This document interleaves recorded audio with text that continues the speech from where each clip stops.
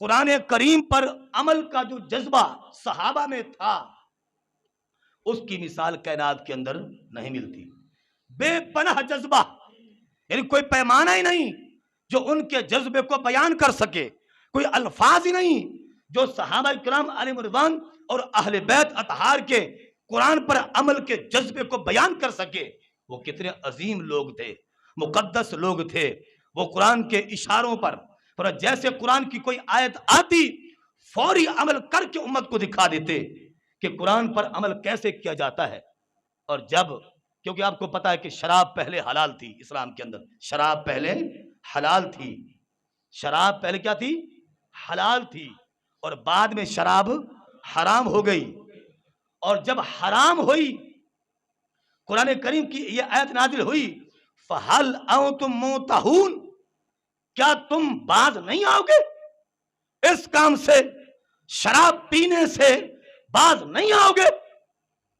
قرآن کریم کو جھنجھوڑ کر کہا گیا مسلمانوں کو فَهَلْ أَنْتُمْ مُنْتَهُونَ، کیا تم باز نہیں آؤ گے؟ تو صحابہ نے جب یہ ایس سنی تو فوری کہنے لگے انتہائینا انتہائینا انتہائینا، ہم باز آ گئے، ہم باز آ گئے، ہم باز آ گئے، ہم کبھی شراب کو ہاتھ تک نہیں لگائیں گے. اور حضرت انس رضی اللہ عنہ سے آپ فرماتے ہیں کہ جس وقت یہ آیت نازل ہوئی اور حضور نے اپنے ایک غلام کو فرمایا کہ جاؤ مدینہ شریف کی گلی کوچوں میں اعلان کر دو کہ رب کا حکم آ گیا ہے، اسلام میں شراب حرام ہو گئی ہے، مسلمان آج کے بعد شراب نہیں پیئیں گے، قیامت تک کے لیے اللہ نے شراب کو حرام کر دیا ہے. اس میں مسلمانوں کا فائدہ ہی فائدہ ہے. اس میں یہ شراب کیونکہ حرام ہے اس میں نقصانات ہیں، اور اللہ اپنے بندوں کو نقصانات سے بچانا چاہتا ہے. رب نے شراب کو حرام کر دیا ہے تو حضور کا ایک غلام گلی میں آ کر اعلان کرنے لگا کہ اے حضور کے صحابہ، اے لوگو، اللہ کا حکم نازل ہو گیا ہے، شراب حرام ہو گئی ہے. حضرت انس رضی اللہ عنہ فرماتے ہیں میں اور میرے کچھ دوست حضرت ابو طلحہ انصاری رضی اللہ عنہ کے گھر میں شراب پی رہے تھے. کیا کر رہے تھے؟ شراب پی رہے تھے. بلکہ حضرت ابو طلحہ تقسیم کر رہے تھے تو کچھ صحابہ نے منہ میں ڈالی، کچھ کے ہاتھ میں گلاس تھا، کچھ پی رہے تھے، کچھ کے منہ میں تھی. تو حضرت ابو طلحہ نے جب آواز سنی اور کہا مہمانوں رک جاؤ رک جاؤ، پہلے جاؤ، لگتا ہے کہ حضور کا حکم آ رہا ہے، جاؤ باہر جا کے سنو تو صحیح اعلان کیا ہو رہا ہے. حضرت انس رضی اللہ عنہ فرماتے ہیں کہ میں باہر گیا، میں نے سنا حضور کا ایک غلام اعلان کر رہا ہے کہ شراب حرام ہو چکی ہے.